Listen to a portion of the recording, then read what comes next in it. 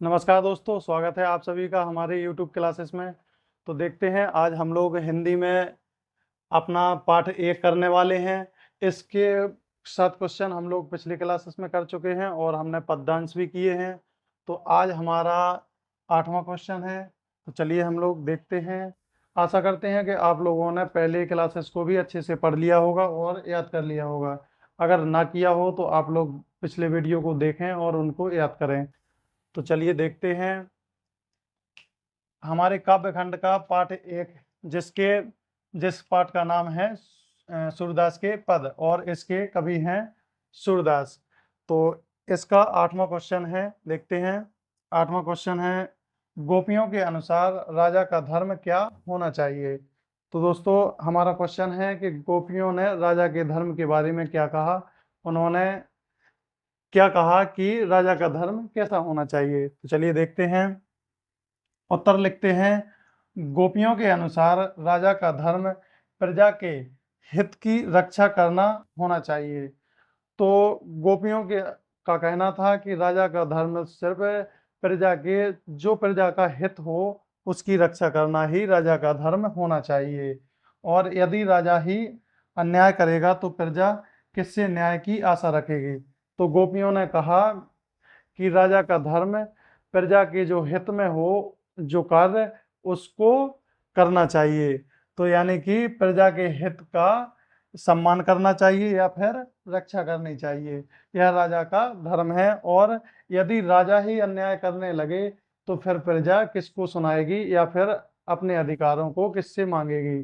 तो दोस्तों इस प्रश्न के अनुसार इसका आंसर दिया है, तो आप लोग इसको अच्छे से लिख लें और याद करें। हम लोग अगला क्वेश्चन लिखेंगे।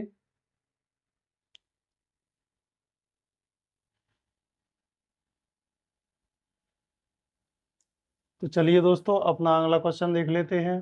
तो हमारा अगला क्वेश्चन है, गोपियों को कृष्ण में ऐसे कौन से परिवर्तन दिखाई दिए जिनके कारण वे अपना मन वापस पा लेने की बात कहती हैं। तो दोस्तों गोपियों को ऐसे कौन से कारण दिखाई दिए कि उन्होंने कृष्ण से अपना मन वापस पा लेने की बात कही।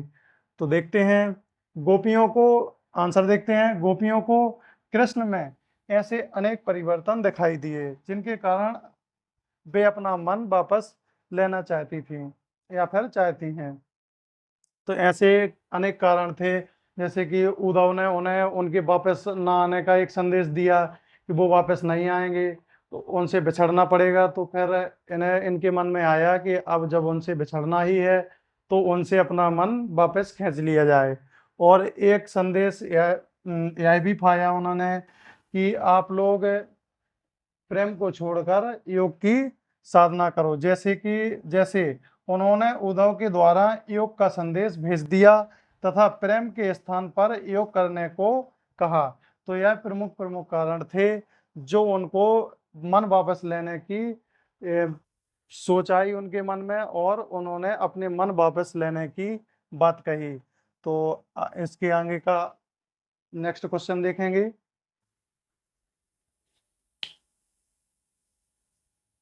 तो चलिए दोस्तों अपना एक और क्वेश्चन, अगला क्वेश्चन देख लेते हैं, 10वां। तो 10वां क्वेश्चन है हमारा, प्रस्तुत पदों के आधार पर गोपियों का योग साधना के प्रति दृष्टिकोण स्पष्ट कीजिए।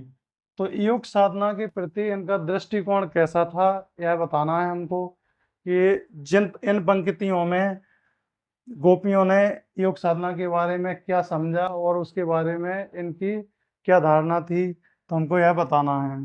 तो हमारा आंसर है, प्रस्तुत पदों के आधार पर गोपियों को योग शिक्षा ऐसी लगती है जैसे उन्हें किसी ने कड़वी ककड़ी खिला दी हो। कैसी? जैसे उन्हें कड़वी ककड़ी खिला दी हो। जैसे ही कड़वी ककड़ी खाने में अच्छी नहीं लगती, कड़वी लगती, उसका कोई भी अच्छा स्वाद नहीं लगता, उसी प्रकार इन्हें योग की शिक्षा लगती थी। गोपियों को सिर्फ प्रेम करना आता था जो कि वह श्री कृष्ण से करती थी। तो उन्हें योग की शिक्षा जब दी गई उद्धव जी द्वारा, तो उद्धव ने जब उन्हें योग की शिक्षा देनी चाहिए और उनसे योग की बात कही तो उन्हें ऐसे लगा जैसे किसी ने हमें कड़वी ककड़ी खिला दी हो।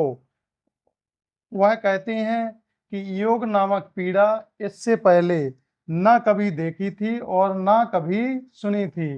गोपियां कहती हैं कि जो योग नामक पीड़ा है, यानी कि जो रोग है, जो योग की पीड़ा है, ना यह हमने कभी सुनी है, ना कभी देखी है और ना ही अपने आचरण में कभी अपनाई थी। तो फिर से देख लेते हैं एक बार।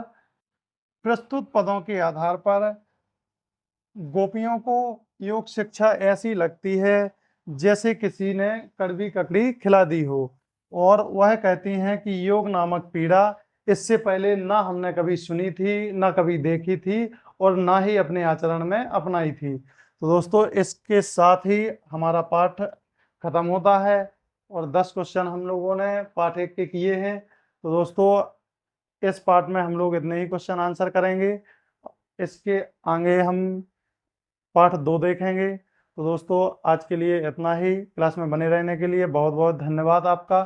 तो कल हमारी क्लास फिर से होगी, तो आप लोग आइए ज़रूर। जब तक के लिए बाय बाय, टेक केयर।